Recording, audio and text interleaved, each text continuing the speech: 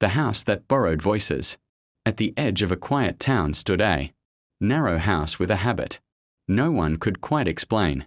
It didn't creak like old houses did, and its windows didn't rattle in the wind. Instead, it listened. Nesh first noticed it on an evening when the sky was the color of burnt paper.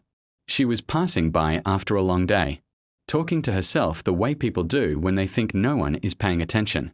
"I'm tired," she said aloud, not to anyone in particular. The house sighed.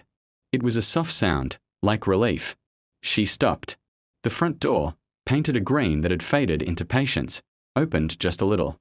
From inside came a murmur, not words exactly, but the echo of her own sentence, gentler, as if someone had smoothed its edges.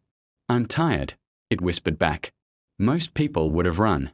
Nesh stepped inside. The hallway was lined with small frames, each holding a sentence instead of a picture. "I should have stayed. I wish I'd said more. Maybe tomorrow." As she passed, the sentences breathed, borrowing her presence to stay alive. A woman appeared at the end of the hall, older than the house but lighter somehow, like she might drift if she stood still too long. "The house collects voices," she said. "Only the ones people say when they think they're alone." "Why?" Nesh asked. "So they don't disappear," the woman replied. Unheard words fade fast. They walk through rooms filled with murmurs, laughter that had never been shared, apologies never delivered, dreams spoken into pillows at night. The house wasn't haunted, it was full. At the last room, the woman stopped.